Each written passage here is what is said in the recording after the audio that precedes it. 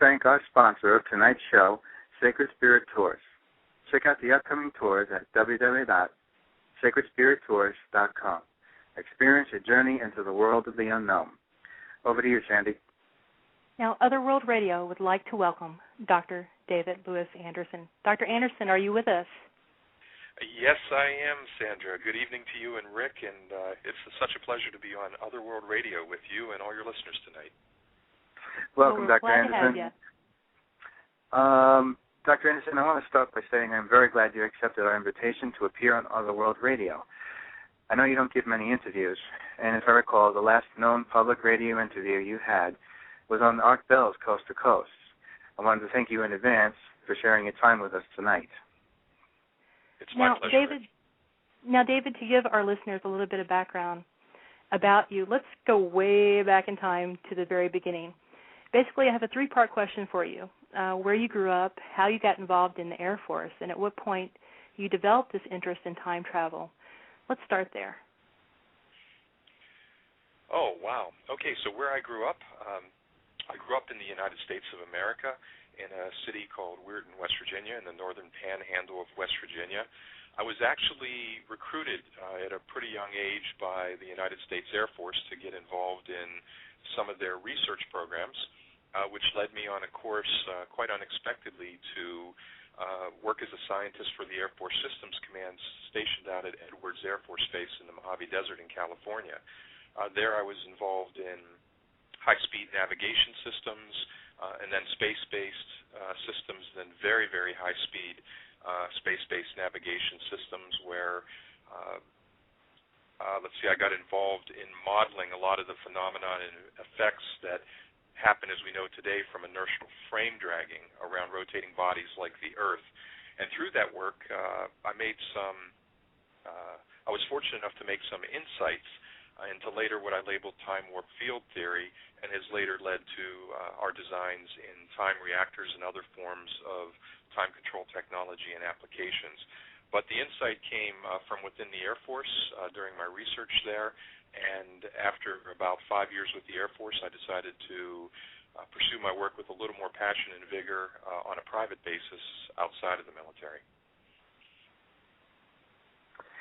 Dr. Anderson, can you discuss what you did while you were employed by the Air Force, and are you now currently involved in the Air Force or any other government branch for that matter? What I did for the Air Force, again, I was active as a flight test engineer, but my primary role was as a scientist. Specifically, we were involved in many forms of advanced research and development, primarily focused on research, development, test, and evaluation, trying to surface new technologies and getting their application into real-world deployment in the military. On a pretty long term, it was a pretty strategic role, typically looking out with a window of 10 to 25 years. Okay, David. Now, at one point, you did have a lab out there on Long Island, the Time Travel Research Association. Can you tell us a little bit about the lab and what experiments that you conducted at this facility out there? Yes, we had a laboratory. It was incorporated under the Time Travel Research Center, based out on Long Island. What we had done there, through the work that was done after exiting the military, took a number of years, but once the pieces were put together and we raised enough funding, we opened up a research center where we began. We actually had a three-point approach to the work done there. First, we had the physical laboratory, the Time Travel Research Center, where we worked on developing our time warp field theory and then turned it into application. And in that facility, we actually progressed all the way to a third-generation time warp field generator. The second thing that we did, which was a big part of achieving that goal, was the development of the TriStar simulation system. Essentially, it was a extremely cutting-edge virtual laboratory that allowed us to model many different types of space-time environments to actually advance our work as quickly as possible. And the third element of that work at that period of time in my career was focused on what was called the Time Research Association, which was an educational initiative to try to share a lot of information about the good work being done all around the world on time control technologies. That organization actually grew quite large until we disbanded it. I think we reached a total membership of about 17,000 individuals from about 84 different countries, and we're in the process of actually rebuilding that at this time. Oh, Dr. Anderson, I've always been curious to ask you. I've heard about and in some cases even read about in the Skybooks newsletter and in the books about the Time Travel Research Center that did exist at that time on Long Island. And I guess I always wanted to get an answer directly from you as to what made you close down the Long Island lab in the first place and caused you at that point to, I think you had to go overseas at that point, to Eastern Europe. What were the circumstances surrounding that? Yes, it was. It's an interesting story, and as you mentioned earlier, this is the first time I've been on radio, public radio domestically in the United States since my last interview with Art Bell on the subject. And I don't think the disappearance and the reorganization should really surprise anybody, actually. It always surprises me when people say it surprises them. Anytime you have a new scientific breakthrough that offers tremendous commercial prospects, it attracts amazing levels of interest from both the private sector and private enterprise. And when you're dealing with a technology like time-controlled technologies, you simply cannot underestimate the financial aspirations and powers of large business and the political and economical aspirations and power of governments. The amount of knowledge and the range of application potential of time-controlled technology are so enormous that the only limitations of what we might do with this technology might be the result of our imagination. And in all honesty, that's actually a huge risk from many perspectives. It's this unprecedented acquisition of knowledge, not just at the Anderson Institute and what we had done at the Time Travel Research Association, but many, many other organizations that are doing this type of work around the world. And this knowledge and power puts us in a very critical position at this time. If we really look at the history of this planet, when we've developed greater knowledge, that has always created a greater need for more responsibility that serves as a key foundation to ensuring the human race continues. Until recently, you can say this has been, highly effective. Our capacity for moral reasoning and intelligently and carefully applying technology has kept pace with the developments in human knowledge and its capacities. But when you start looking at time control science, the gap between our ability as a human race for moral reasoning and the application of technological capacities has reached a real critical point. How we apply this now becomes a very, very critical issue. And it's no longer an issue of, many people might say, for time-controlled technology, it's no longer an issue of whether or not we should acquire the knowledge and apply the technology and application. It's too late for that. The issue is this technology is here. The real issue is now is how do we use this new knowledge and power in the most ethically responsible manner? And, we've seen science contribute greatly to making the world a better place throughout history. But as science advances further, so much more is at stake. This type of science actually has the power to affect the environment, even to change the course of the human species as a whole. And it's reached a pretty significant level. And I guess in closing that out, just without rambling too much, Rick, I think as a result, and I'll say for the first time in our history, our very survival depends on how we begin to consider applying ethical responsibility, not just in the application of science, but in ongoing research and development of this new technology and the new realities it could create. And you asked me why I had to separate from a while from the public image or from the public media. At the Time Travel Research Center, we had both a number of private and government contracts, as we do today.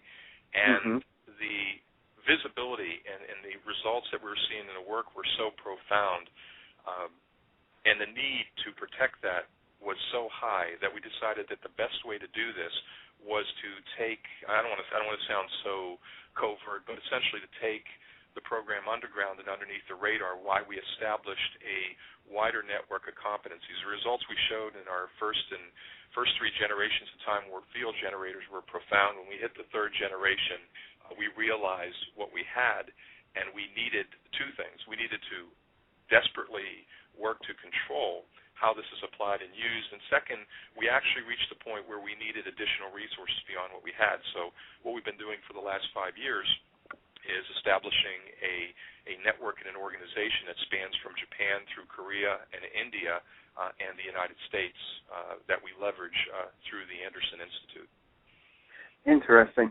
It brings up the next question for me, which is, I think for both Sandy and I and the audience, is that with the way things were then compared to the way they are now, what is it that, with the cutting-edge research that you're at the forefront of, what is it that makes you feel more confident this many years later to bring, let's say, an entity like the Anderson Institute to New Mexico or Anderson Multinational to New York, as opposed to, operating elsewhere like you originally were, compared to the situation you were in years ago with the original research lab? What is it that makes things better now, coming back to the United States?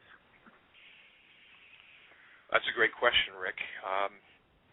And I think a big part of the answer lies in what I just summarized. Essentially, What we're looking at around the world is that it's no longer beyond the bounds of possibility to, as we say on our website, the Anderson Institute, where history is becoming an experimental science. That's not a casual statement. It is getting very close to being no longer beyond the bounds of possibility to do this. And the real question is, how do we handle this new knowledge and power? How do we do this? One reason for being in the United States and focusing on the work here is the level of security. We have great partners, but it is a little bit easy to be more secure, especially with the interests of our private and our government contracts that we manage. But really, the answer to that question lies in the description of the problem. What do we do with this new knowledge? We'll have the ability to send information back in the past to adjust historical events. What do we do with this knowledge? How do we handle it? Who should have access to this knowledge? I mean, given its social, personal implications and global implications relating to virtually anything and anyone, these are important questions. Just a few questions raised by time control research and its applications. If you think about it, when you talk about time control technology being fielded in wider applications, we're talking about people's life choices and even their self-identity, even existence can be significantly affected. Who should be afforded this knowledge in the future? So a part of the solution that I could go into more, but I'll stop, is that we really have to, the only way we can solve this problem is not by keeping it behind closed doors. And this is a very fundamental mission of the Anderson Institute, and why I'm so happy to be on the show, is that the onus in assuring this technology is applied prudently must be on the scientific community to both demonstrate that there are no long-term negative consequences in application of the technology, and most importantly, to adopt complete transparency on the possible implications on how these technologies will be applied and what it would mean for individuals, the human race, this planet, and you could even go so far as to say reality. And I could go much further into my passion about education and transparency, but I think I'll stop there. You know what, go ahead. I was going to say, Dr. Anderson, I know with everything you said up to now, and I know we're going to get into this more with the rest of the interview, but I just wanted to put out a general question to you. I mean, all my life I've always grown up viewing and understanding time technologies, time travel abilities as being, I guess for the most part, horrific and anti-human. something that can actually destroy the human spirit. And with everything I've looked through your websites and info that have dialogues that have gone on between myself and one of your own associates, Peter Moon at Sky Books, and things that I've read about you in his newsletter, it gets into a totally opposite viewpoint, even with the tone and the positive attitude that you've already portrayed at the beginning of this interview, that time technology is supposed to be something that benefits and is in a more positive light. So I know you can't wrap it up, gift wrap an answer like that. I'm just saying at this point you really feel that this is something that is ultimately experimenting and mastering space-time technologies is something that's ultimately good for the human race, as opposed to, let's say, the last 50 years of rhetoric and whatnot that has gone in the opposite direction. You feel that this is a good direction for the human race to go in. Is that true? Oh, I think it's a great question, but I think it's too late. What amazes me a lot of the time is people do not realize, it's amazing how we kind of shrink the magic in our reality, the way we limit it and the way we shrink it to our daily routine, our material possessions, and only what we really can sense. But what amazes me is that there is tremendous work. It's too late to talk about will it be a benefit and will it be applied. We're actually at a situation now where the technology is being applied, and not just in one location globally, in several points around the world. And as this continues to grow, and we're already seeing it, many of us who have followed the development of the new space-time physics and specifically time-controlled technologies are aware of the deep growing public disquiet that surrounds the topic. And that concern has been raised in almost every aspect of time control. And what we're seeing now, as more and more people who are clued into it realize that this is now becoming a reality, we see really an exponential increase coming in a worldwide outcry over the re-engineering of past timelines, sending information backwards in time, and maybe even creating new historical timelines. A lot of people would say the benefits, as you point out, may be wonderful. This is no longer science fiction, but by doing these things, we really could be changing the very makeup of our reality. And do we really know what the long-term impact on the entire planet and the human race will be? So there are many benefits of this technology, absolutely yes, from the medical profession, which has always been a very passionate interest point of mine. That could be very useful, but there's a very complex web of interdependence that characterizes our world and our reality. We know this today in the world of physics, that seem beyond our capacity to predict how this technology would impact that. And have we really ever demonstrated as a human race that we could control even a technology that has less of a potential such as this? So you're asking me, do I feel it benefits? Why do I come out? I think the answer is yes, it can benefit. At the same time, it certainly could corrupt and harm many aspects of our world and our reality. And this is why I'm really encouraging all the listeners to get active and get involved and understand and push institutions, agencies, and governments to make public some of the work that's going on. Excellent. Okay. Now, Dr. Anderson, I really want to touch on the experiments that you did in Long Island. And you had already stated that, some of the things that were really important to you at that time was medical research and some of the things that you've done there at the lab. Can you talk a little bit about the experiment where you had used plants to speed up the age process and how that can relate to the medical field? Can you go into that just a little bit for us? Yeah, I think I can talk a little bit about that. When we were working with time warp fields, we had a lot of visions for many different applications. Now, I'll laundry list some of them. I remember doing a show over in Germany where we really focused on this, on the benefits that this type of technology could apply. But the medical field was one that was clear. We both, we talked initially about transplant organ preservation and how time warp fields could be used to preserve organs or tissues, but because we could also accelerate or decelerate rate of time passage, we were more interested in accelerating test results, meaning that a lot of people don't realize, but in many fields of medical research, let's call it the incubation or culture times, are significantly long, and the ability to conduct those experiments in a domain of accelerated time rate really can produce results more quickly.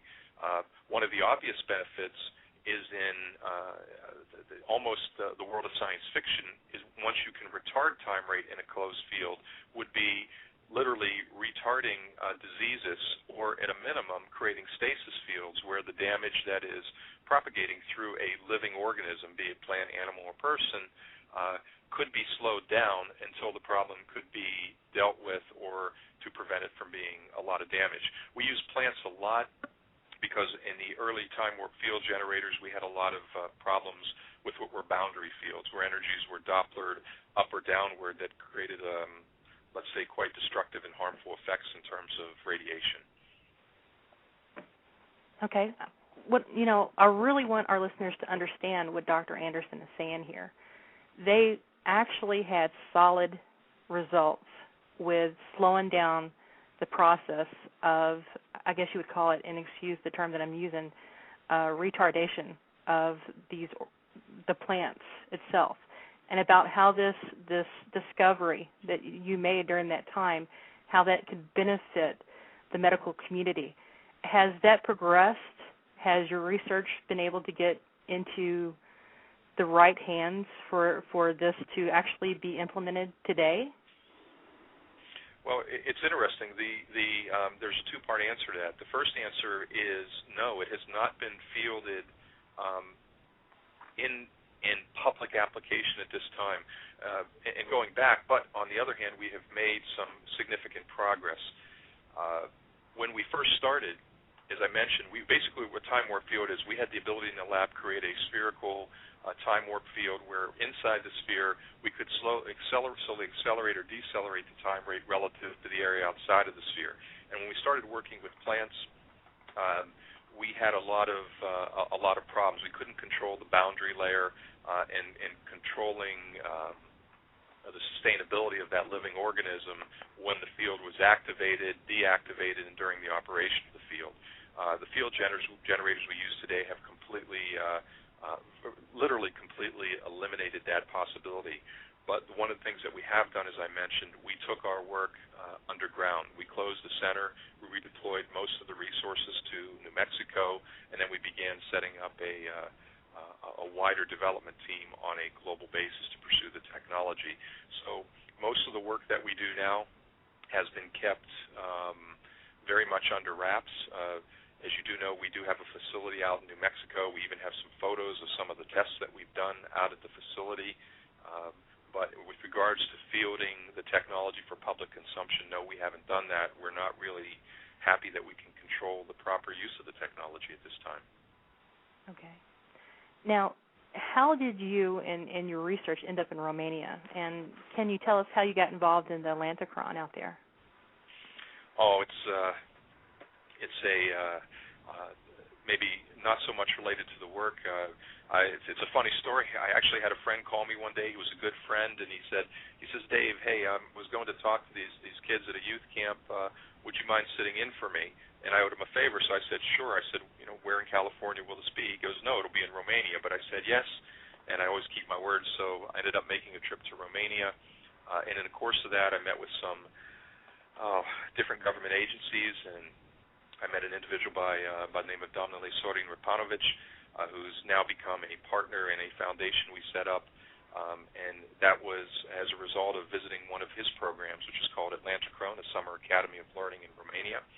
And what I saw there at the time was an amazing group of young people, highly intellectual, hungry for knowledge, but at the time in Romania, still recovering from the rule of Ceausescu, they were a little bit limited in the opportunities that they had in learning about certain types of sciences, technologies, and the arts.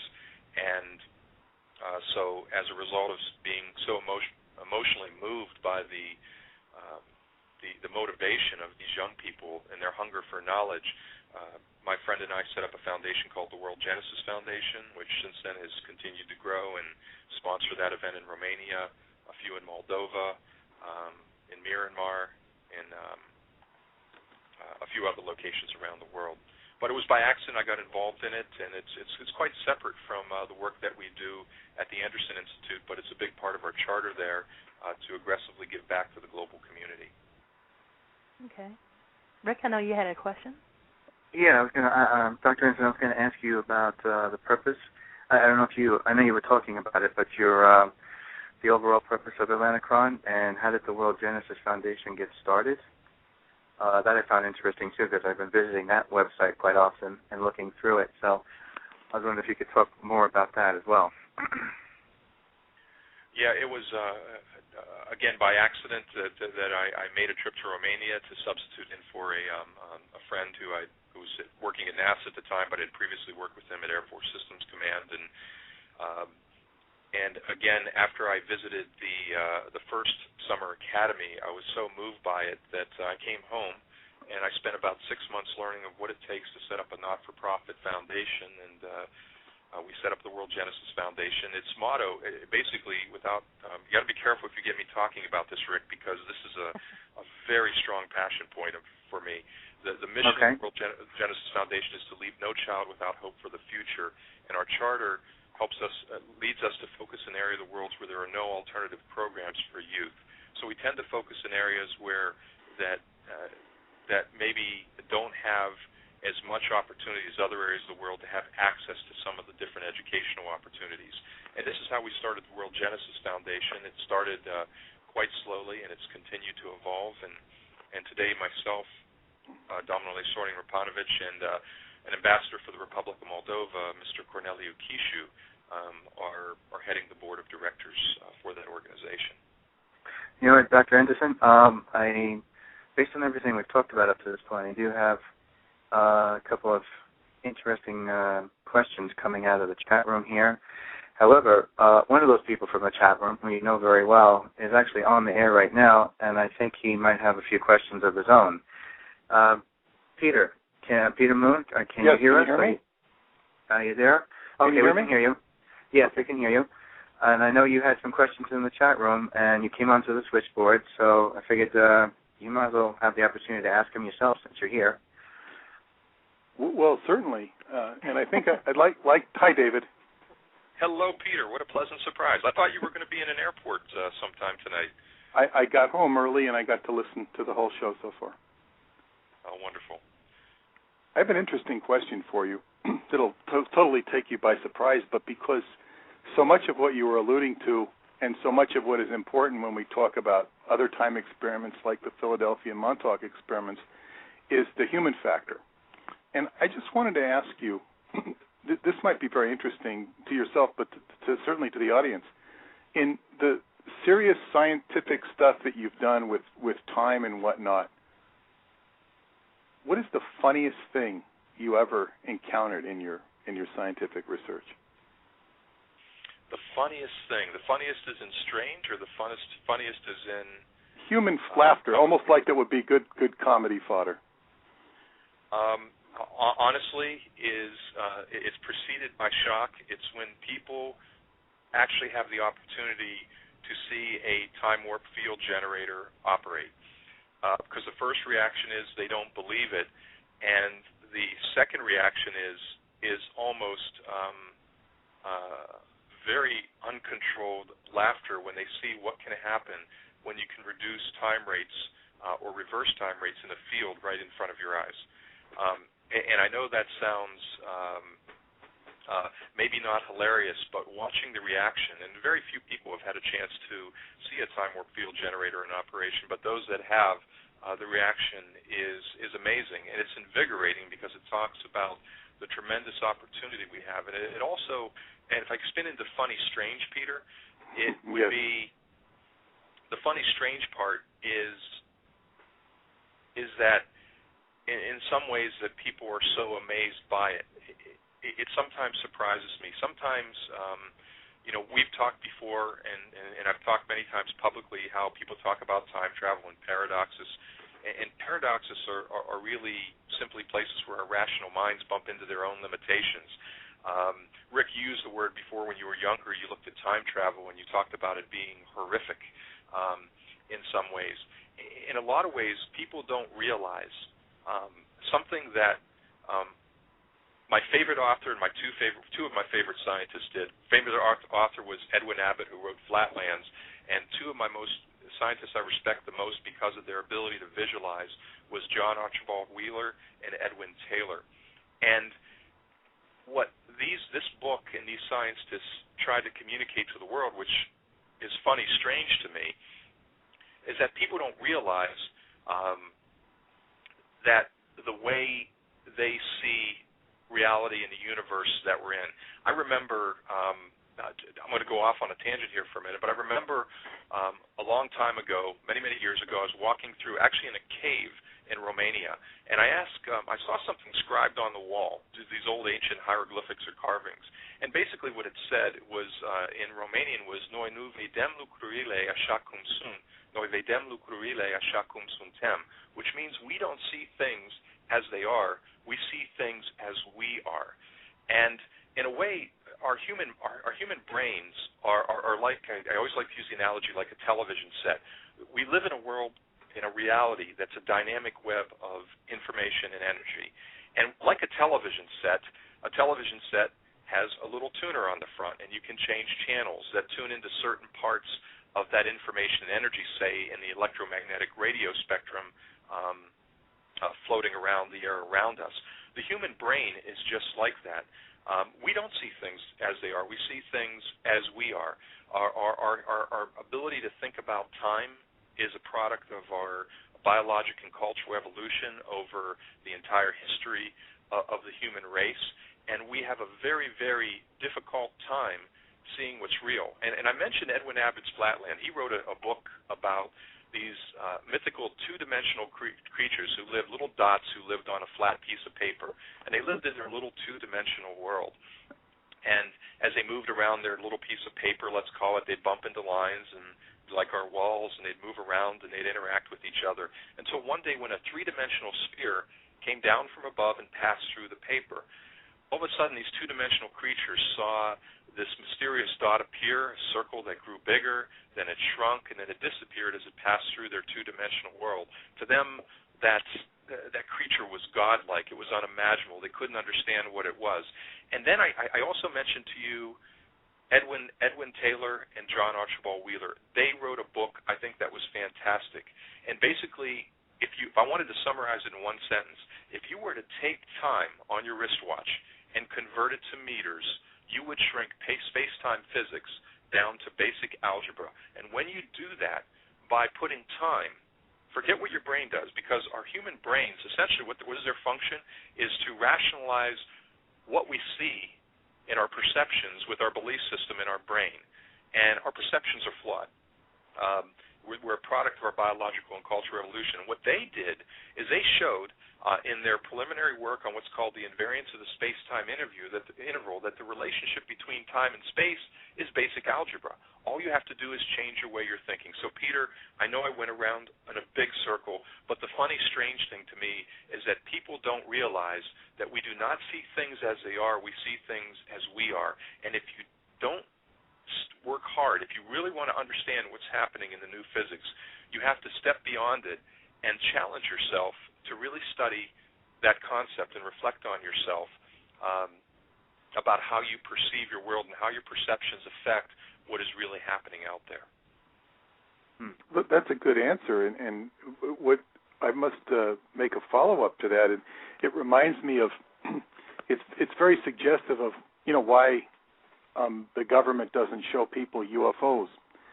All the hardcore data that they would allegedly have, because how are people going to react is the big issue. So is the release of this information, and this is actually two parts, because I've studied your time reactor technology that you've put on the website, at the time at the Anderson Institute, and I'm writing an article on it now for the Montauk Pulse.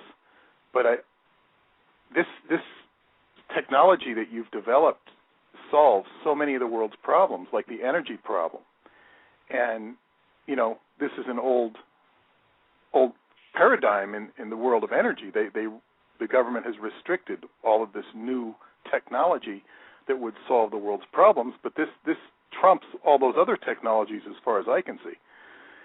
And you haven't really I think my just a short response to that would be there is let's say new developments are made public, but anytime and if we think about it, and I challenge listeners to think about it historically, anytime there's been a significant breakthrough, that information is not put into the public record until times that the controlling governments and agencies deem it appropriate.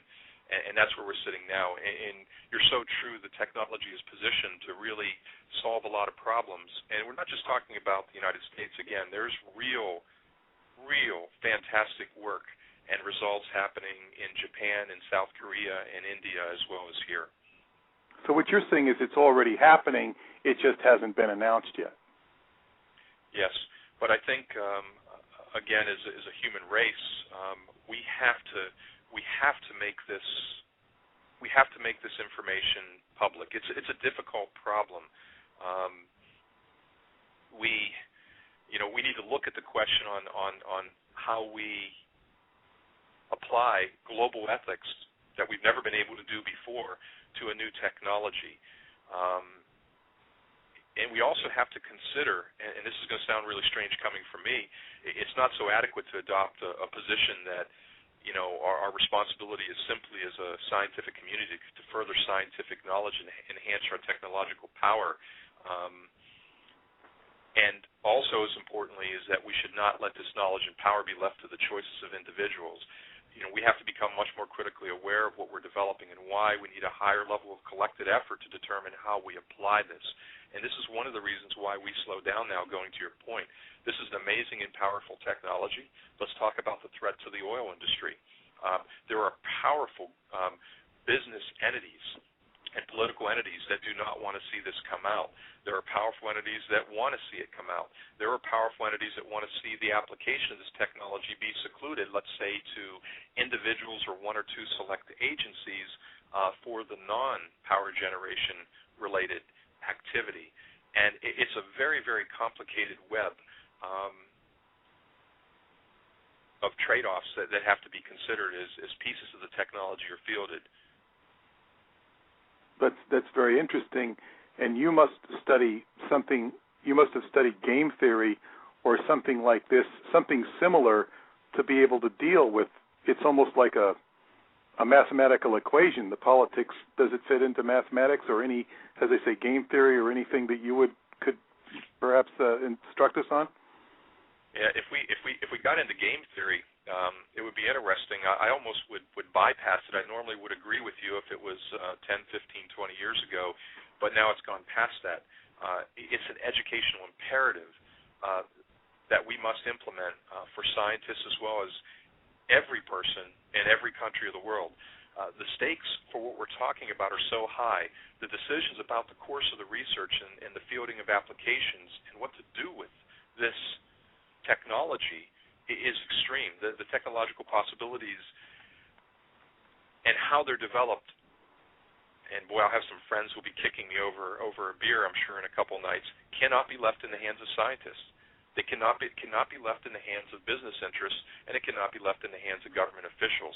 We need a much higher public involvement, something that's never been accomplished before, really in the history of this world on a global basis, whether through debate, media, public consultation, or even grassroots pressure groups. The dangers of misusing the technology are so global,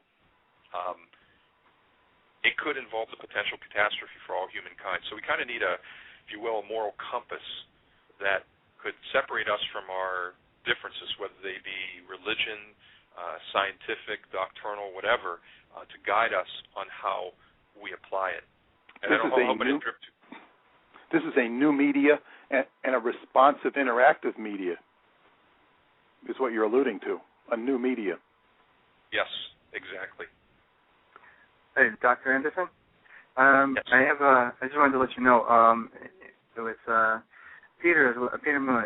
We had him on the line, but he was also in the chat room too, and it was between what you had talked about so far and questions brought up by Peter himself in the chat room. It generated a lot of buzz in there. And we have a lot of participation in the room tonight. There's 21 users in the room, and they are all highly motivated, listening to you, and very excited. So I do have some questions there. We have one from, I guess it kind of ties in with the next question I was going to ask you about time and time travel. So I'll just center it around their questions. I know there was something. What does he? Kathy's Distant Echoes in the chat room says, what does he feel he's learned from dealing with the government? And second question from her, is time traveling something like Trump Leoleo, if I'm pronouncing that right, trick of the eye? I'll answer the second question first. Time travel, no, is not a trick of the eye. As we know from a proof of invariance of the space-time interval from special relativity, it is absolutely not a trick of the eye, and that's been documented over and over again. There are aspects, though. We have to talk about, going back to the analogy of the TV, for people who want to say trick of the eye. We talked about the analogy of, every scientist today would agree that we live in a dynamic web, that we're all connected in a dynamic web of information and energy, and human beings are like television sets with a tuner that allow you to tune into, say, certain channels like on a TV. The human mind does, I believe, have the capability to expand its range of what it can view in the dynamic web of information and energy, but is it a trick of the eye?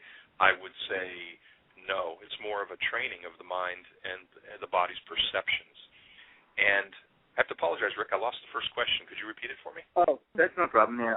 Kathy's Distant Echoes also went on to ask, what do you feel you've learned from dealing with the government? And as you answer that, that'll probably lead me into the next question from the chat room, so go ahead. Okay. What we've learned from dealing with the government, and this is true of any government. A lot of people like to talk about conspiracies and restriction of technologies. Generally speaking, I can't recall any significant new scientific development that was released by the government that was, say, game-changing or world-changing that already wasn't in their hands for 15 or 20 years. So one thing is, and I know this from my experience inside the government, what you're seeing in the news and the media today as leading edge is 15 to 20 years old, or not necessarily linked to game-changing technologies or paradigm shifts in the world. What else have I learned? It's not just about governments. As we talked about earlier, the power and the influence and the control of and the financial aspirations of large corporations and the political and economical aspirations and the power of governments can't be underestimated. It is like a chess game managing any new emerging technology in a playing field. We're talking about such a significant paradigm shift in a playing field where there are so many powerful interests. And honestly, when I'm sitting around the friends with colleagues in the scientific community, we talk a lot about this. Those who are involved in time control technology, how we handle the communications, positioning, and the control and management in such a complex organization is, it's a matrix organization when you put all those entities together. And in a matrix organization, we have so many customers and so many influencing bodies, it's complicated. And it takes a lot more time than we as scientists would like to put into it. Okay. With what you've answered there so far, which is really interesting, it kind of forks off into two questions coming out of the chat room, both of them having to do a follow-up to questions you've answered already. So I guess the first one would be, I myself, and I know both Sandy and I see you as on the cutting edge of this type of technology. So framing the question this way, how much of your genius do you feel was maybe pushed or prodded by other entities, whether they be in the private sector or the public sector? In that sense, either in the good or bad sense, were there particular people who mentored you? And, go ahead and answer that. I think I might have lost the first half of the question. Could you it was like the the first half of it was, how much of your genius and knowledge was maybe pushed or prodded by other entities, whether they be government entities, military, private sector, and on the coattails of that, were there particular people who mentored you? Okay, got it. The mentoring is a question I really like to answer, but I'll answer the first question first. Pushed or prodded by the government, I can never be grateful enough to the United States government, specifically the United States Air Force and Air Force Systems Command. They recruited me. They contacted me while I was still in high school as a result of a specific situation. And I ended up pursuing a career with them. They gave me the opportunity to do a tremendous amount of work and gave me the opportunity to see things that many people wouldn't see in lifetimes or many lifetimes, and exposed me to the tools I needed to, let's say, inspire myself. At the same time, one of my greatest challenges was it was a very difficult part in my life when I realized we were doing very high-speed space-based navigation system work, and we're actually using what's called an 11-dimensional Kalman filter to model something. I was just trying using some data we had to try to create an accurate model of why satellites drifted in orbit, and we're off a few meters at the end of every year versus where classical physics models predicted they would be. And I discovered something there, an incredible mathematical model and relationship relating to space-time physics that it turned out, again, was labeled later time or field theory. And what really, when it comes to poked and prodded, it was actually the opposite problem. I had gone to my supervisors at in the military at that time. This was a little bit outside of the core mission that we were assigned, and they had no interest in going after it. And when I realized what could be down the path, I decided, okay, while I was planning on being a career in the military, I decided to separate. And so I processed that, and I was 2 weeks away from leaving the Air Force when I was pulled into the commander's office and told I couldn't leave. They had changed their mind and realized what I had, or potentially what I was going down, and they wanted to reassign me. At that point, I didn't want to do it, but they refused to let me go. And I actually had to initiate a congressional inquiry with Senator Rockefeller down in West Virginia to get them to honor the commitment. They still didn't let me go for a period of about 6 to 9 months, but eventually I was able to leave. So poked and prodded, I was definitely inspired by the opportunity given by the United States military. I was somewhat disappointed because I would have liked to have really pursued this development more internally. But in a way, this is the path that I'm walking on. With regards to mentoring, my greatest mentors I think I mentioned already. I respect many scientists and writers, and one of them is Edwin Abbott, and the other one who published the work Spacetime Physics and as a team was John Archibald Wheeler and Edwin Taylor. They hit the nail on the head. They understood and really addressed head-on the greatest barrier to us understanding, advancing, and applying intelligently this new technology, even just understanding it. To understand this, you have to be able to visualize it. To visualize it, it can't be complex that you need multiple mainframes and supercomputers to run simulations.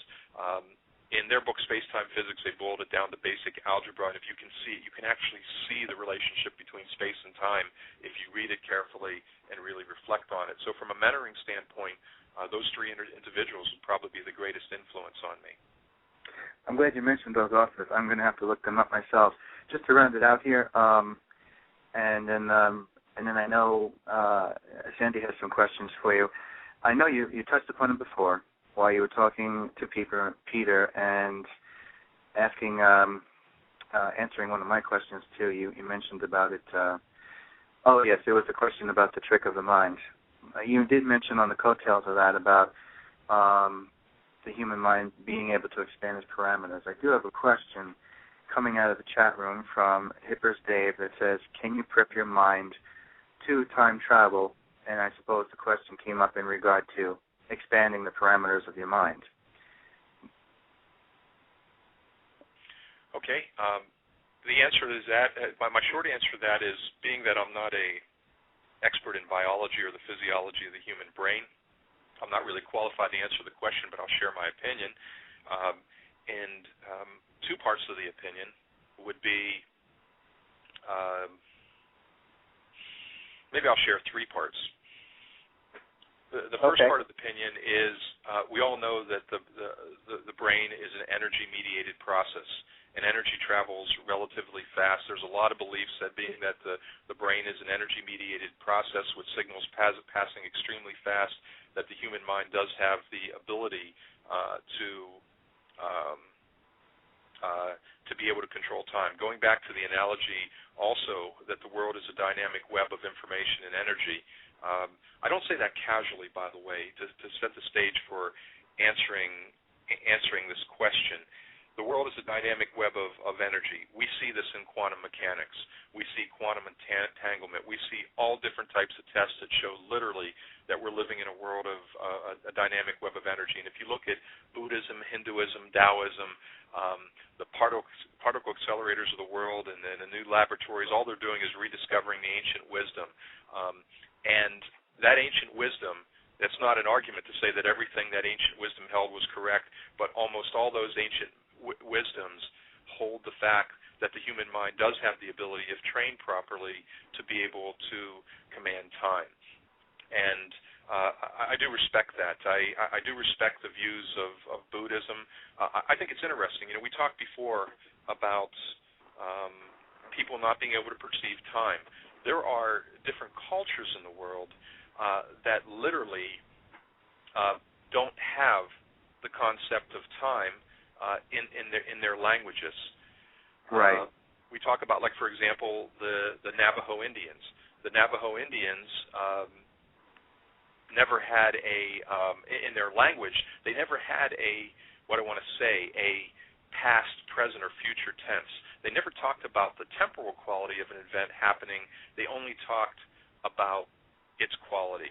And there are many civilizations, a couple of them around the world that have been documented quite well, that don't have time in their language. There is no concept of time. They never talk about temporal quality. They only talk about the quality of an event. And so it kind of also goes back to what the physicists John Archibald Wheeler and Edwin Taylor were saying in their book and trying to communicate, is that time is just a different dimension. We look at it and we perceive it definitely because our tuner on our television set of our brain is limited to perceiving it just the way that our biological and cultural evolution have trained us to perceive it. But it's amazing to me. And for those of you who are listening to this and say, well, hey, that's not scientific, you're right, you're not qualified to talk about the physiology of the brain, I'll go back and I'll say, read Spacetime Physics, the book. If you essentially take your wristwatch and you convert that time to meters using your the speed of light as a conversion factor to convert seconds to meters, and you look at it, the relationship between space and time in space-time physics and everything we know today becomes basic algebra and is predictable. Why do we perceive time different than we perceive north, south, east, west, up, and down? There are some subtle differences between them, but when you, just for the sake of argument, as Dr. Taylor and Dr. Wheeler suggested, throw it away, it stands up, and it's never been proven to be wrong in the world of space-time physics. So going back to all this, space and time are completely inseparable. The world is a web of information and energy, and our human mind, we know we only tap a very, very small percentage of the capacity of the human mind to access it. So with the right training, it could be accomplished. And I always think it's fantastic. If anybody ever has the opportunity, if you can create the opportunity and you're traveling in Asia, arrange time with a Buddhist monk, somebody who's respected, and ask them, what is time? And they'll look at you with total amazement, with They don't believe in the concept that time moves forward and backwards. Right. There are so many different cultures in the world, and to put the label that our culture and our perception of time is the only one right true answer is just is not prudent. Exactly. When you're trying to expand your beliefs. Right. Now, Sandy, do you want to ask anything? Yeah, actually, gentlemen, we're on the top of the hour, and what I'd love to do is give Dr. Anderson a 4-minute break. And when we come back, I'd love to talk with him about time control technologies and the 10 different methods and techniques and the characteristics that are in his PowerPoint presentation on his website. So we're going to take a 4-minute break, and we'll be right back with Dr. David Anderson.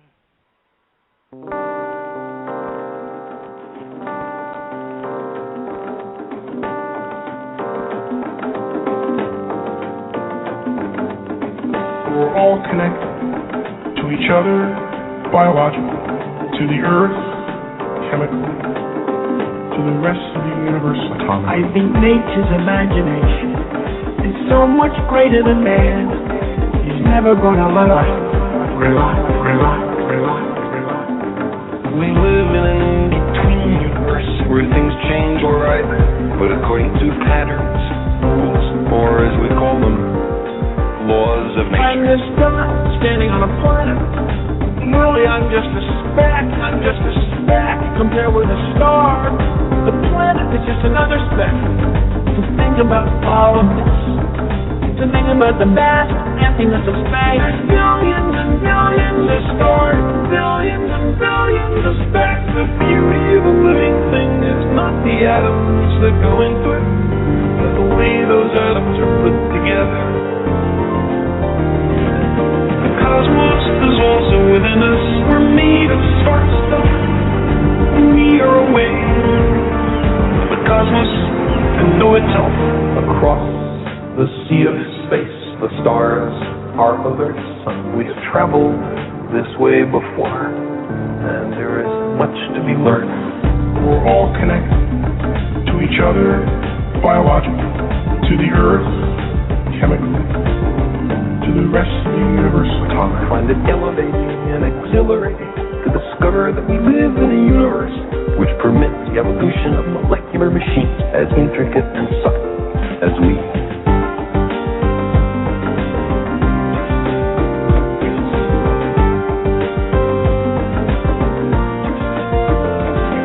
I know that the molecules in my body are traceable to phenomena in the cosmos that makes me want to grab people in the street and say, have you heard this?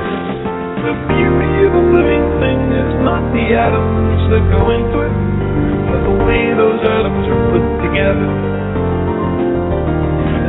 The cosmos is also within us. We're made of spark stuff. We are away. The cosmos can know itself.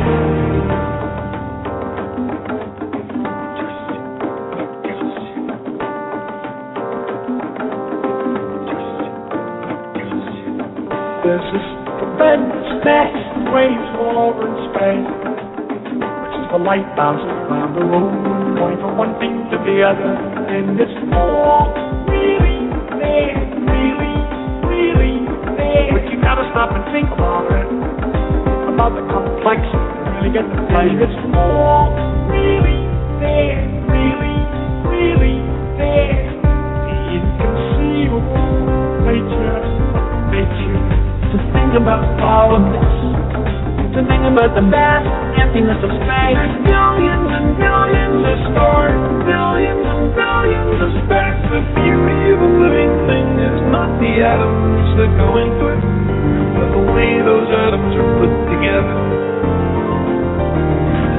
The cosmos is also within us. We're made of spark stuff. We are away. The cosmos can know itself across the sea of space. The stars are other sun. We have traveled this way before, and there is much to be learned.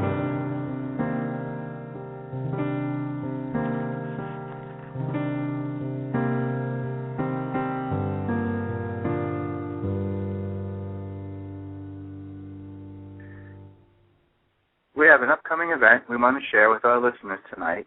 the MK Ultra Conference, held February 13th and 14th in 2010 in Boston, Massachusetts, at the Sheraton Hotel.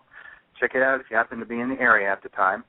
Come hear lectures by Duncan O'Finian, Terry Cassidy, Dale Ryan, and more. Go to www.mkultraconference.com for more details. Now, before we left, we were getting ready to talk to Dr. Anderson about time control technologies and methods. And Dr. Anderson, if you could we touch on this just a little bit about the 10 different technologies and the methods and their key characteristics, please? Okay. Well, it's difficult to summarize, especially over a radio show, but I'll do my best. We have made available on the Anderson Institute website the first in a new series of educational training materials. One of the first is Time Control Technologies and Methods. It's an overview of 10 different time control technologies and methods, including everything from quantum tunneling to near and faster than light travel. We talk about the Alcubierre warp drive, time warp fields, circulating light beams, wormholes, cosmic streams, Tipler cylinders, and the Casimir effect. This is all available for free, no charge, as part of an educational initiative on the website. And what we do is we try to provide a brief description of each, comparing each technology based upon whether time control to the future or past is available, whether or not it can transport matter or just information. Is it technically viable, meaning can it be achieved today within the limits of technology? Is it possible without exotic materials? And does it require relatively low input power? And some of these are quite interesting. We know from quantum tunneling that it's an evanescent wave coupling effect that occurs in quantum mechanics. And one of the most publicized, not the only, but one of the most publicized examples of sending information backwards in time was done under a contract with the NEC at Princeton University by Dr. Julian Wang, where he used a 10-centimeter long cesium chamber to transmit information essentially faster than light backwards in time. We know from Einstein's theory of relativity and the tests that are proven over and over again every day that as you approach the speed of light, time does dilate with the traveler, an accelerating traveler sending them forward in time relative to those left behind. Faster than light travel, theoretically, if achieved, would allow backwards time travel. There's also the concept put together by Miguel Alcubierre of the Alcubierre warp drive, and what he proposed as not just a means of interstellar space travel as a propulsion system, but also for some aspects of time control, was creating what he called his Alcubierre warp drive, which essentially stretches space-time in a wave, and a ship would ride along that wave. A good example would be, imagine you're in a boat, a small rowboat on a lake, and what would happen if you could create an area of low pressure in front of the lake where you kind of pulled the water down, and in the back you created an area of higher pressure where the water level raised a little bit. The boat would kind of slide down that wave. And his concept was not to create a massive propulsion system, but to try to create a balanced field that had a low pressure in front of a ship and a high pressure behind the ship that would allow it to accelerate to high speeds, even faster than light, possibly, and backwards in time. Faster than light travel, we talked about time warp fields. We use the energy which in the curvatures of space-time to create containable and controllable fields of closed time-like curves. Circulating light beams, another very interesting, we watch it very closely by Dr. Mallet at the University of Connecticut, where he's using gamma and magnetic rays that can be used to circulate light beams to warp or loop time. His approach, what he's trying to do is suggesting that it can twist space and also cause time to be twisted, meaning that you could theoretically walk through time as you walk through space. And I think a lot of people should pay attention to what he's doing. It's quite interesting. He's taking a very different approach than other people around the world, but I'm sure it's going to yield a lot. And, of course, in the world of science fiction, but also based on some science fact, we talk about wormholes as as those great hypothetical areas of warp space-time with such great energy that it can read tunnels through space-time. And the Tipler cylinder, this is a gentleman, I think, for me, he was also a very inspirational gentleman. Kurt Gödel was a German mathematician. He suggested a concept called a closed time-like curve, and then later in the early 1900s, he then wrote a paper suggesting that time travel to the past would be possible within our math and physics, and then Frank Tipler wrote a paper on what's today called a Tipler cylinder that essentially shows how you could create, using a nearly infinitely long cylinder rotating in space, use that to create a fields of closed time-like curves that you can carefully navigate to achieve sub-light speed time travel to the past. And for you listeners, anytime you want to achieve subluminal or sub-light speed time travel to the past, typically you're using a technology like circulating light beams, time warp fields, cosmic streams, Tipler cylinders that create fields of closed time-like curves. And the other area that gets a lot of interest from different organizations is called the Casimir effect. It's a physical force that arises from a quantized field that many times is used, for example, two uncharged plates. And this can produce, in the lab, let's call it a locally mass-negative region of space-time that could stabilize, say, a wormhole and allow faster-than-light travel. So these are some of the different technologies that we compare. There's some visuals that will help people who want to learn, and links to learn more as well. If anybody's interested, they can see that. It's www.andersoninstitute.com. Excellent. At this point, I'd love to bring my colleague back on, Peter Moon, to ask you a question about, I believe, time reactors. Is that correct, Peter? Well, yes. What you were saying, what you were asking him was very interesting, but that, he hasn't had an opportunity or question about time reactors, which I mentioned earlier. But, David, if you could just tell us about the time reactor technology and summate what you've already put on your website and the potentials for it. Wow. Yeah, we do have and this is relatively new news. It's something we've been holding internally, and we actually have time reactors up and running and have generated results. We even have some photographs of it that we've just published up on the Anderson Institute website. The time reactor, it's one of our patented systems and uses some of our patented technology, is a system that essentially accesses and applies a stored potential energy within regions of curved space-time or hyperspace. I forgot to mention that, by the way. You asked me about inspirational people or mentors. One of the person who always inspired me was Michio Kaku. I just loved his book Hyperspace, and he always energized me. Anytime I was getting a little down on something, I'd read one of his books, and it always inspired me. But anyway, back to the question at hand.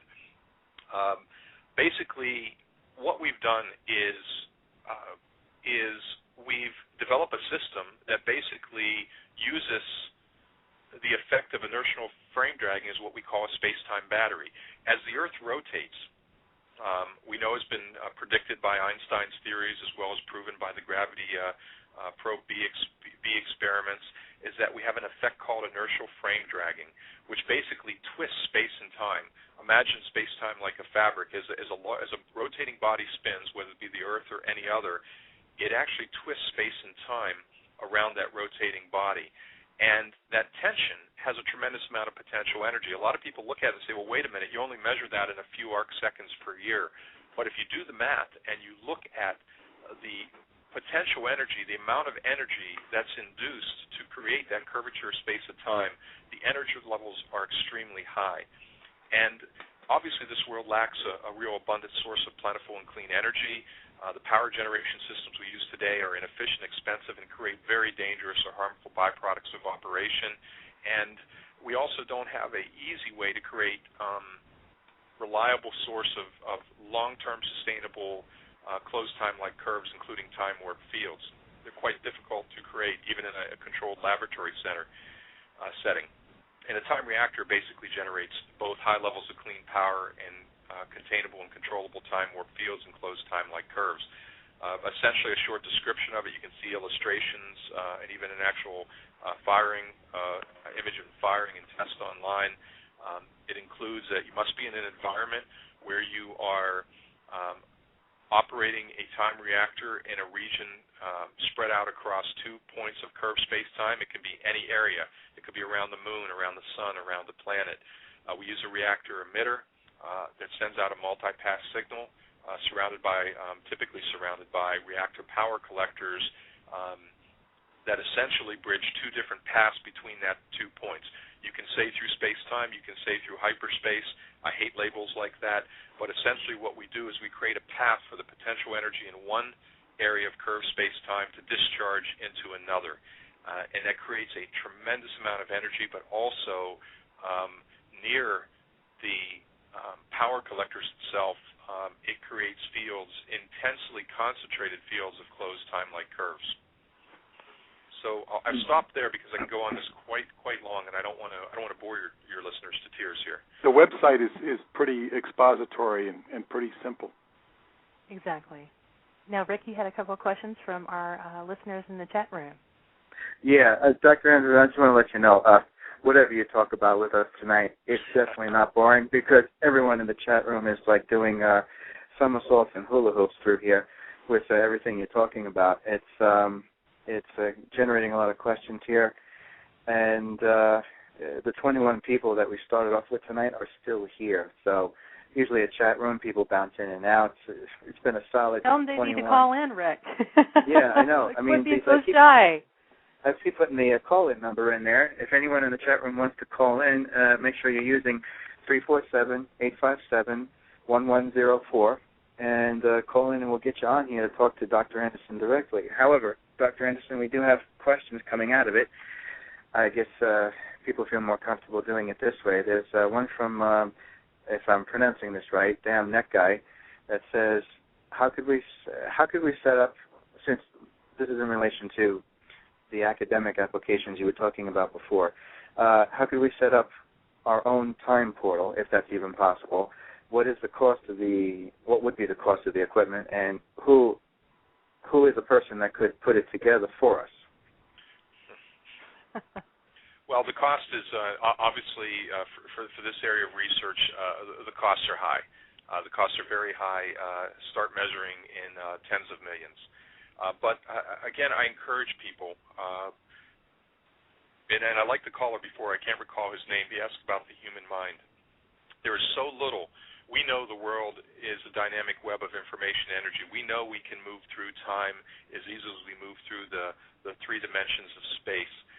There are many ways to solve this problem. There's many different approaches people are taking. Dr. Julian Wang, with his project with superluminal information propagation at Princeton University, his setup measured in probably only tens of thousands of dollars. Sending information backwards in time. There are people taking different approaches. There's a lot of people who are very disciplined and they work on developing the capabilities in the human mind potentially for time travel or remote viewing. So I would encourage I have a narrow view. I'm a scientist. I'm a physicist by background. I have one view.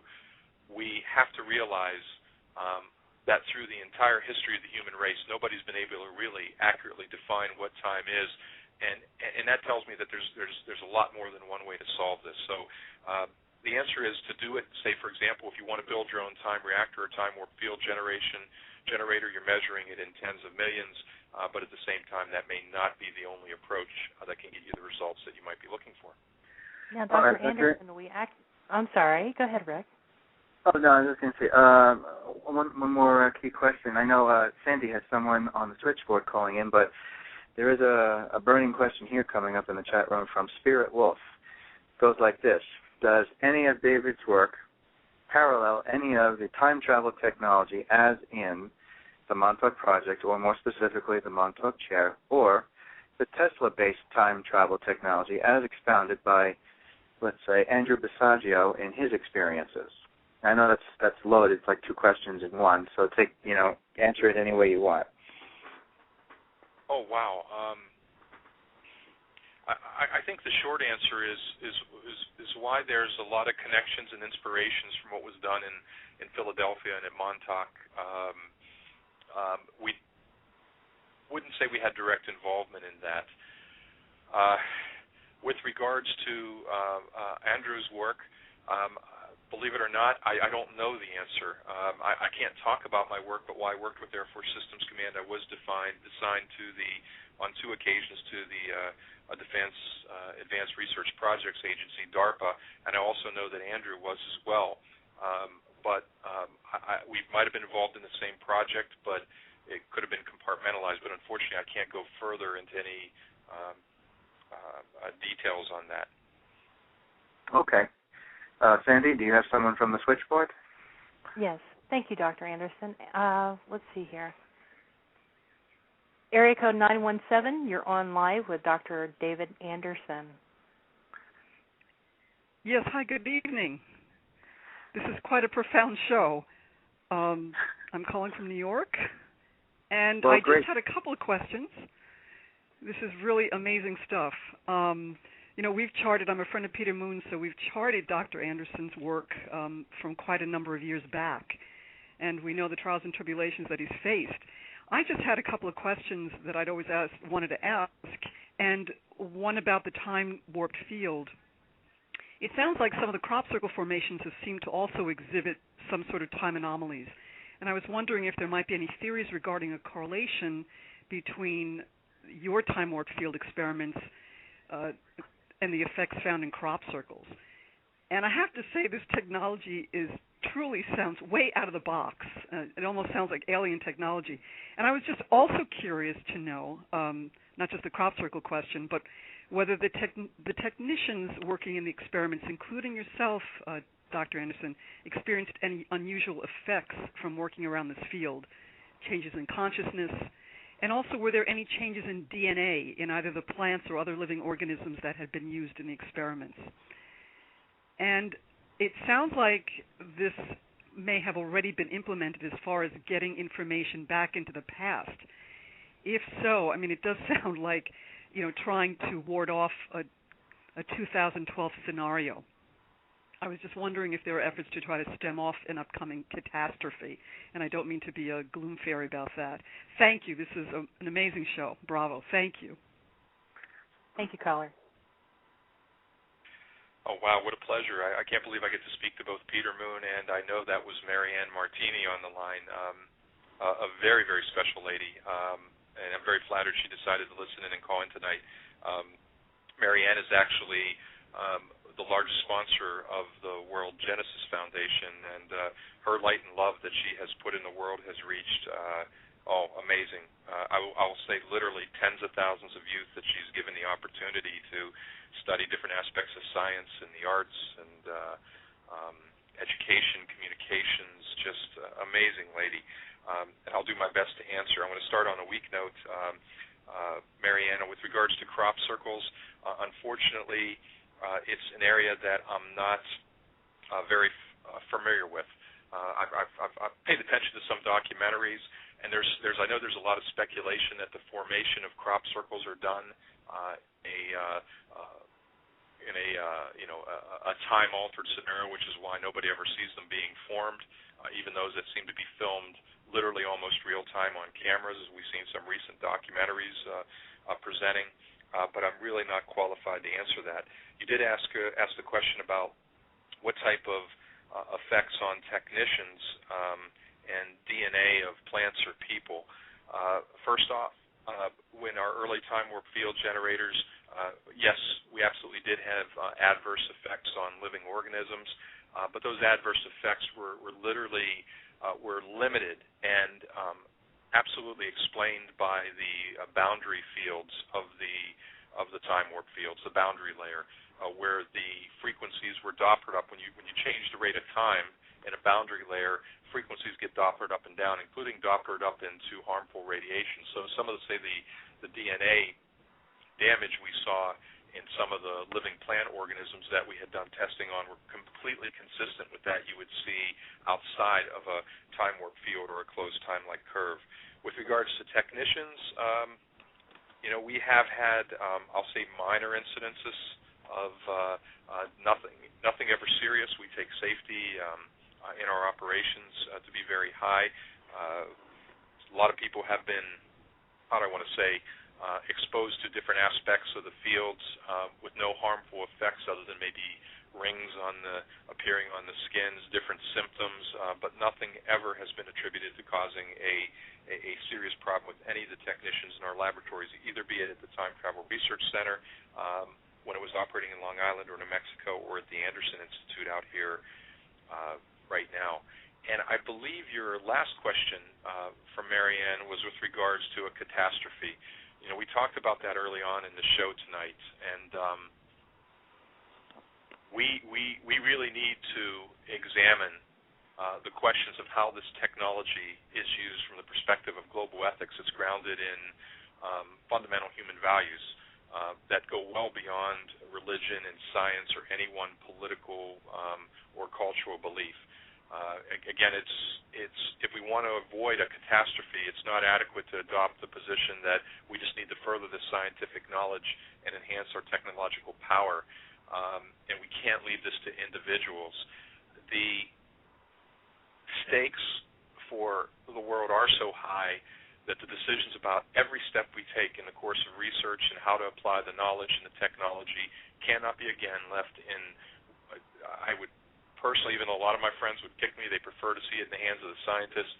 I don't think the knowledge and the application of this technology should be left either in the hands of scientists, in the hands of business interests, or government officials. We need a collective involvement. The challenges are great, and the danger of misuse of this technology is completely global, which means, Marianne, as you said, if it's not applied prudently and managed well, it could be a potential catastrophe for the entire human race. And this is the challenge now.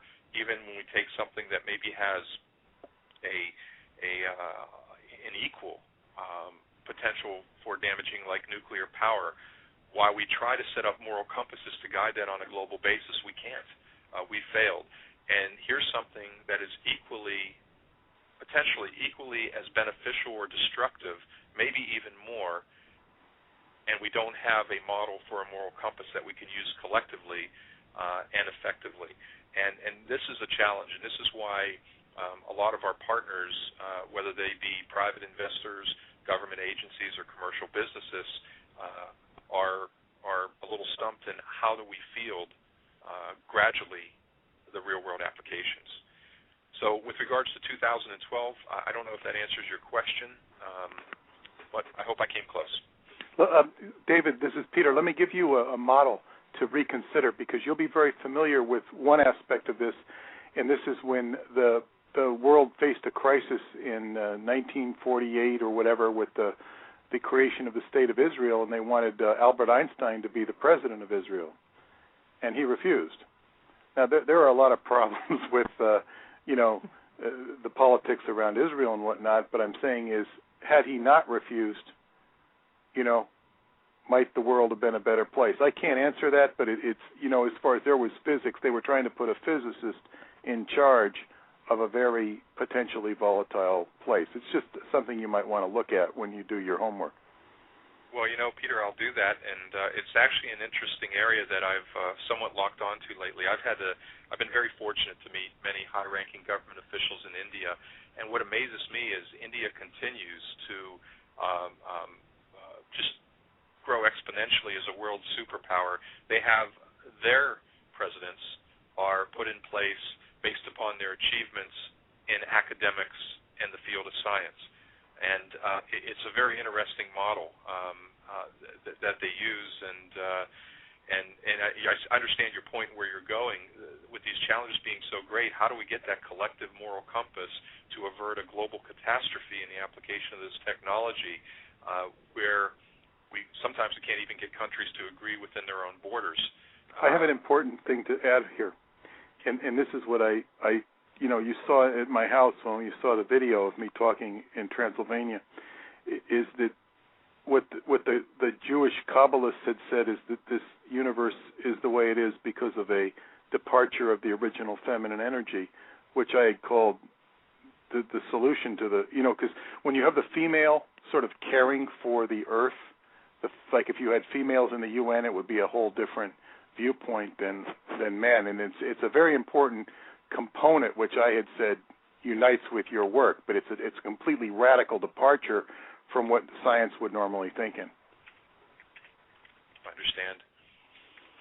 I would take this as an opportunity, Rick and Sandra, it's being a little bit selfish. I just want to thank Peter. I've known Peter for a while. I knew him back in the late 1990s, and we got reconnected again after my, let's call it a sabbatical. And Peter has actually donated 2 years of his time working with the United Nations and youth programs overseas. And just, Peter, I want to thank you again publicly for everything you've done to work with youth in different parts of the world with the UN. You're welcome, and I'll be back next summer, too. Oh, wow. I was hoping you'd say that. Dr. Anderson, we have I'm sorry, Sandy, you have the next caller coming in. Go ahead. Yes, absolutely. Caller from area code 502, please state your name and where you're calling from. Hi, my name is Brennan Callan, and I'm calling from Louisville, Kentucky. And my question is regard to the string theory. And specifically what I'm interested in is the 26th of February 2009, a friend of mine was in an ultralight plane crash accident. And from a standpoint of the question of how could I take and place a telephone call to that date at the time moments before his accident occurred when his cell phone would have been active, is it possible with the variety of theories that you've discussed for me to be able to take and place a phone call that just says, stay off the plane? What ended up happening in this accident is that the plane was in pre-flight. They engaged the engine. Instead of idling, it went ahead and took off, and it went up to about 75 to 100 feet and then stalled and then came down. And unfortunately, my friend who was in the front of the plane had not only hit the ground first, but the pilot in charge actually fell onto him. And so, from a practical standpoint, I realize there's always ethical issues. How could the string theory be able to help, not necessarily in this universe, but in a parallel universe? Well, Brennan, first off, I'm really sorry to hear about your loss. It's extremely difficult when you lose a friend, especially to a tragedy like that. Let's start off. First off, with regards to the ability to send messages back in time, the technologies today have already shown the ability to send information back in time and even matter. One of the challenges is how do you receive that information? And not to play into it, but people always talk about, it's, by the way, I believe it's incorrect, but it's a good analogy for this, is that you can't go back any further than the first time machine was made. The same is true, like for the example with the work in Princeton. You can't send information backwards in time any earlier than the first machine that was built to receive information from the future. The second part of it is, if you want access to that technologies, I tell you right now, I'd say please don't be shocked, but this technology to pass information matter, to accelerate it forward or backwards in time, exists in multiple locations around the world. But again, it is highly, highly controlled. It's not just the Anderson Institute activity. It's in many different areas. It also comes back to the moral compass. When you have these types of capabilities, how do you apply the knowledge? Who should have access to it? The personal implications, how do you use it? When you talk about string theory, I have some, I'll say, strong views on string theory. String theory is just one aspect or one way of viewing this dynamic web of information and energy. It's nothing more than that. It's not a magic paradigm. It might help us model and understand and be able to repeat the observations that we see in the physical universe.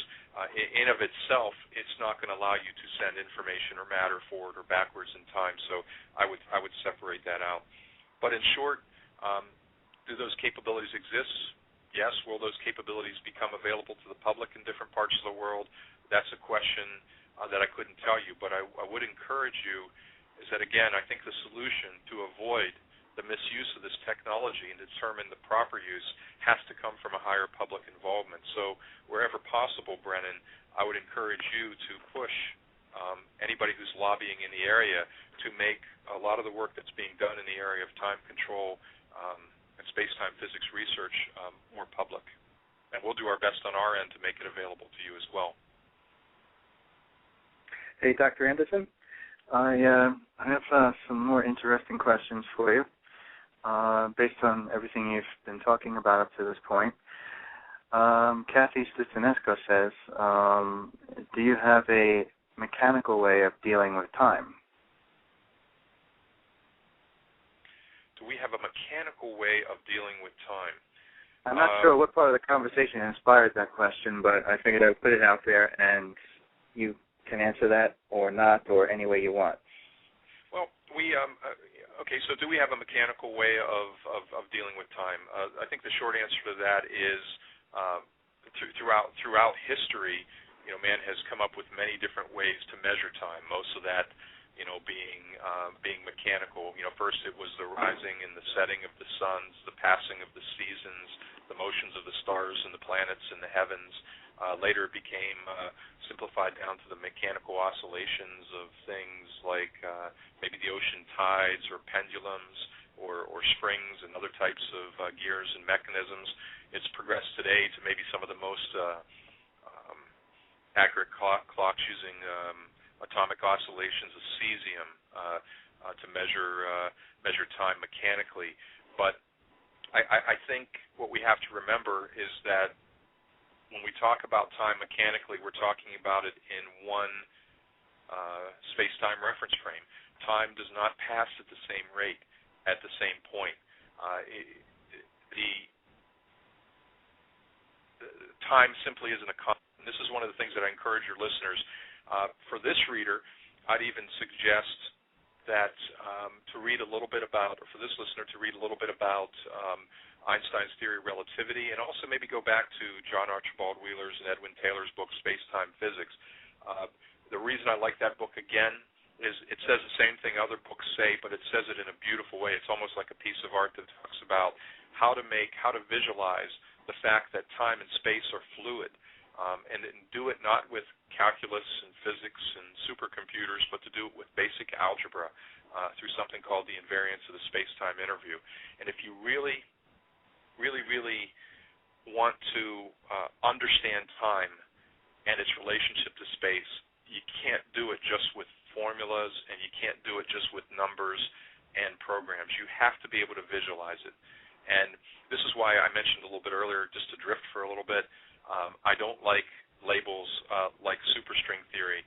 I don't like labels like gravity, for example. And I'd like to make a point here for some of the listeners. In my mind, gravity is simply a label put on something that we don't understand. We love the formulas of gravity. They're very predictable. But why are two objects attracted? We don't know why. But we do know the formulas. We do know the formulas that make it predictable, but we don't understand why. We never visualized it. And actually, many physicists I know today will tell you simply gravity doesn't exist. And frankly, I agree with them. Do we really think that there's this big hand pushing on the back of the moon, rotating around the Earth, keeping it from rolling off into space, pushing on it with this amazing magical force? The answer is no. Why does that object, why does gravity pull that object down to the ground? It's actually the wrong question. Einstein wrote his special theory of relativity. Everybody knows that, about high speeds can dilate time. Then he wrote his general theory of relativity. It begins with a G for gravity, let's call it. How gravity, the acceleration of gravity, can also bend space and time. Later in Einstein's career, and it's accepted today, general relativity can be thrown away because gravity doesn't exist. If you were to take an object and put it in its free float frame without any force acting on it, it'll have a natural path. So the question is, if I'm holding, say, a ball in my hand, and people ask, well, why when I move my hand does the ball fall down? It's the wrong question. The right question is, why do I have to put my hand under the ball to keep it from moving through its natural path? And the way physics solve, space-time physicists solve complex problems, they eliminate gravity, and they put every force, and they put an object in its free float frame. So essentially, at the end of the day, gravity is simply curved space-time in action described by special relativity. Gravity is simply curved space-time in action. It's not a force, and again, it's a label. Everybody studied gravity in high school, junior high school, college. They can repeat the equation, some of us better than others, and at the end of the day, we still don't know what it is. It's amazing to me, and we move on. And it's one of the things, I love the scientific method. I've lived in it all my life, but some ways I like the Buddhist method as well, because they do try to visualize and understand why these things work, not just be able to model it and make it repeatable. Anyway, Kathy, I hope I answered your question. I know I went off on a little bit of tangent at the end, and thank you for calling. Well, I can definitely understand what you're talking about gravity, bending it, because I've already seen that explained with regard to traveling near the sun, and the sun having such a tremendous strength, bending the very essence of space and time, and henceforth the person's the time space that the person is traveling through around the sun is vastly different from, let's say, what they're used to from the planet Earth. So yeah, I can definitely understand what you're explaining there with gravity affecting it. We have another interesting question here from Spirit Wolf. Is this time reactor technology, does the time reactor technology serve a dual purpose, that being creation of free energy and the creation of a field for some form of time travel? Yes, again, the short answer is yes.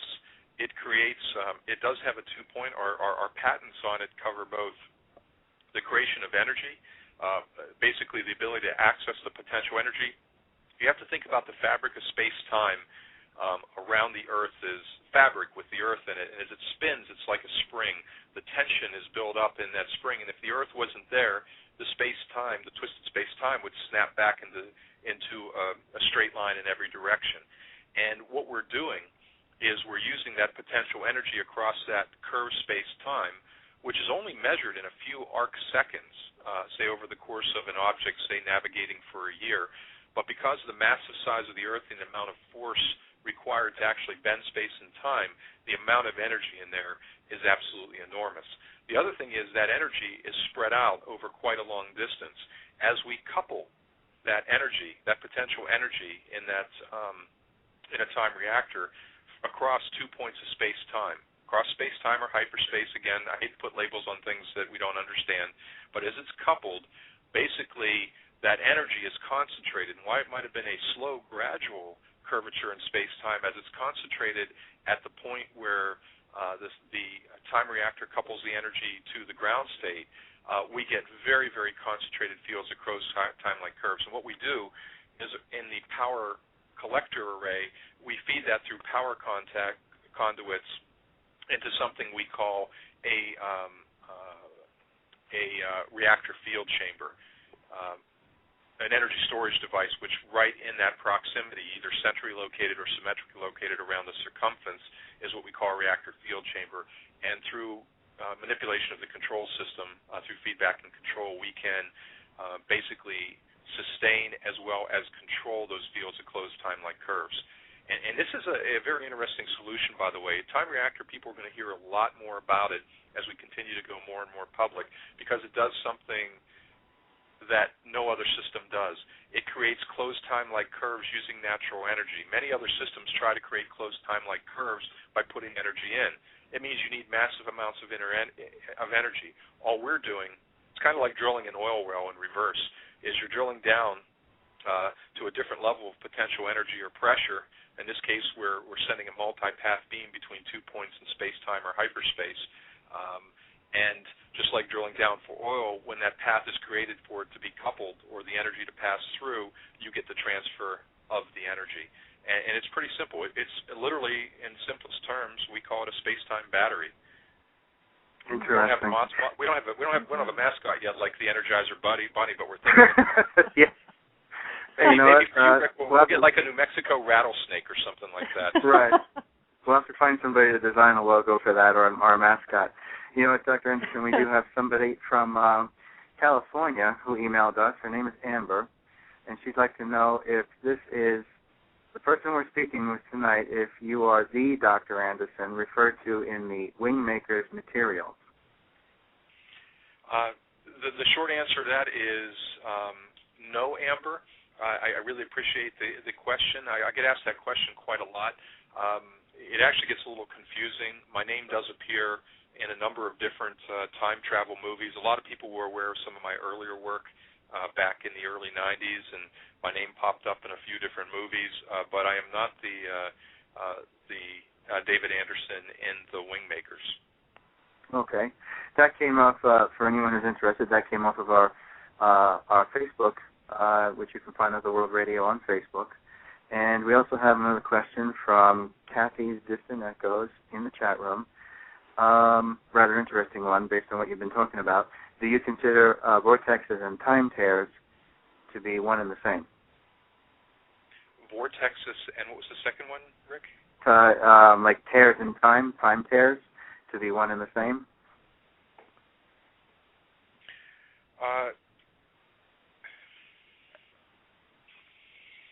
I want to think about that before I really answer the question. Okay. The short answer would be, for example, when we have a time reactor and we send a multipath beam between two points in space-time. Notice I've been very careful tonight about saying space-time or hyperspace, because people want to know, if you're sending a multipath beam, is it going through the same reality, or is it going through a parallel universe, or is it going through a hyperspace? I think just like, and I hate to be simplistic, but if you visualize this and you visualize time and you visualize space-time, and it's a very difficult thing to do. Once you do it, you laugh because it is extremely simple mathematics to visualize. It's basic high school level. But you have to change the way your mind thinks. But once you visualize it, you begin to understand that moving through time is absolutely no different than moving through the three dimensions of space. And based on everything I've seen in our work, based on all my education, based on my opinion, and based on everything outside of classical science, say out of the long-standing beliefs in Hinduism, Buddhism, Taoism, I think any way that you're moving through time and space is the same. So, Kathy, why I gave you a little bit longer answer. I wanted you to understand a little bit why I answered it that way, but the short answer is yes, I do believe that any path that allows you to pass through time, whether it be a rip in time, a vortex, a time warp field, circulating light beams, a wormhole, can be all in the same. And by the way, I love your name, Distant Echoes. Very nice. Yes. You know what, Dr. Anderson? Yeah, she's responding in the chat room. She's very happy with your answer. We do have one more from the chat room, and then Sandy's going to take it the rest of the way with you. Dominica Amor asks earlier on, she says, would you possibly know anything about Pagosa Springs Vortex Portal?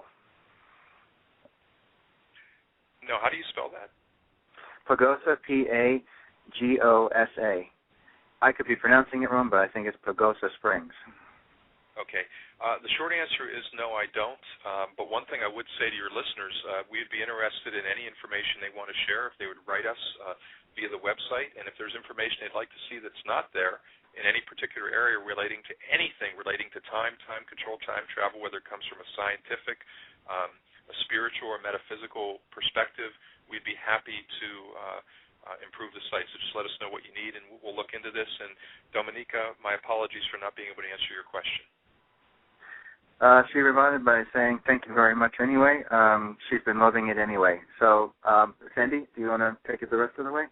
Absolutely. Dr. Anderson, what I would love to do in the last 11 remaining minutes that we have with you, the time has just flew, is basically give you the floor the rest of the way. And I also want to thank our special co-host here, Peter Moon, for calling in and being with us through this whole journey. And what I want to do is just go ahead and just give you the floor to really get your message out there, and some of the things that are really important to you, some of the things that are coming up,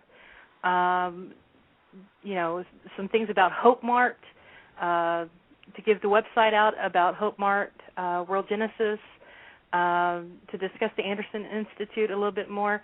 Go ahead. Okay, well, that's a wonderful opportunity.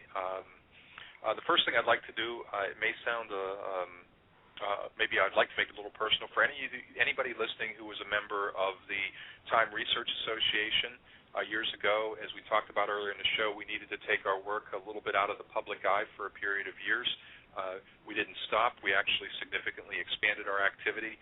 We did, because of the nature of the situation, had to disband the Time Research Association, but we're back up and running. And those of you who would like to have access to free educational information, daily news alerts, it's available to anyone. It's free. Just visit the Anderson Institute and click on the Time Research Association. We have different options for you. You can receive daily alerts via our Twitter site. I'd welcome anybody who would like to communicate with me after the show. Visit me on Facebook. It's David Lewis Anderson, middle name spelled Lewis, and we get a lot of emails every day, but we try to do our best to answer them, and I'd be pleased to communicate with you. And I think I would make a comment about the World Genesis Foundation and Hope Mart. The World Genesis Foundation, we did start with a mission to leave no child without hope for the future, focusing in areas of the world where young people maybe have limited opportunities. We don't ask for donations, but we do have a program. It's called Hope Mart, hopemart.org, just like Walmart, but just replace the wall with hope. And basically, it's a way to give without giving. Essentially, it's a partnership with Amazon.com. And if you shop on Amazon, if you visit us at hopemart.org and make your purchases there, you'll be making your purchase with Amazon. They'll be giving you the great customer service, but they will donate anywhere from 8 to 15% of your purchase to programs for youth around the world who really need it. So I'd encourage you, if you do shopping on Amazon, whether it be for personal or business use, please go there. It's a way to give without spending any money, and it does really make a difference in the lives of young people all around the world. And my closing comments, again, for everybody, is it's absolutely imperative that for this planet, a moral compass that crosses all political and geographical barriers is established for this new technology. This type of scientific breakthrough, it offers commercial prospects that are just unheard of and on a scale unprecedented for the private sector and private enterprise. The aspirations of these financial institutions are extremely high. The political and economic interests and aspirations of governments in using this technology is high, and they're starting to do it, like I said, in Japan, South Korea, India, and the United States. This scientific technology is so enormous, the impact of it is so enormous, is that the only limitations are really going to be to the imagination, really, which we've proven so far in our history is flawed. But I do see that many people are becoming increasingly worried about the short and long-term consequences of applying time-control technology. We have to close the gap between the scientific community and the general public. You have to demand transparency to any organizations or institutions developing this technology. For any of my peers, any scientists listening, I do feel the onus should be on the scientific community to ensure that the technology, as it continues to be fielded, doesn't come out in a way that negatively impacts individuals or people, and that we adopt complete transparency for both individuals as well as organization. And don't forget, you do need to think about the questions. I don't make this closing statement casually. What do we do now with this new knowledge? It's the biggest aspect of the problem. With the ability to look into the future, to alter timelines, to make history and experimental science, to accelerate, decelerate time, to send matter or information forward or back in time. What do we do with this knowledge? How are we going to handle it? Who gets access to it? Is the individual like Brennan that we talked to earlier who has a personal issue? Is it limited to some secret government agency that applies it for expanding their political and geographic control? Given its social and personal implications in relation to anything and anyone, it is absolutely critical that people become aware of this and we find a better way to address it. These are just a few of the questions. And, I would encourage you again, please take a moment to visit our site at the Anderson Institute. You don't need to stop there. There's many other good organizations out there and information sources. We try to network them. If we don't have information, we try to network it through the Time Research Association to you so you can find it. I'd encourage you to share it with your friends. And again, what I'd really like to do is thank Rick and Sandra for the opportunity to be on Other World Radio tonight. It's been a real pleasure for me. It was even a higher point to be able to speak with Peter Moon and Marianne Martini. And with that said, I'd invite anybody again, please come visit us at the Anderson Institute. Contact me via Facebook or via the Institute website, and I'll do my best to answer your questions. Sandy, did you have anything else you wanted to say?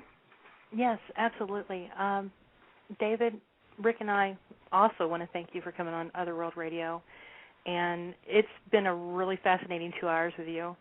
And like I said, it's really flown by, and we would love to invite you back for maybe a part 2 or maybe a part 3 even, because, we still have so many questions that we wanted to ask you. And once again, go out and check out Dr. Anderson's website at www.andersoninstitute.com. And, Rick, over to you. All right. Remember to join us Saturday at 10 p.m. Eastern Standard Time. Our guest next week will be Andrew D. Visaggio, where we will discuss the discovery of life on Mars. It's going to be a special 2-hour show, a year in review on the latest news and updates regarding his landmark paper. And to our listeners across the world tonight, thank you so much for tuning in. This is Rick Smith, along with Sandra Sabatini, wishing you a good night wherever you may be.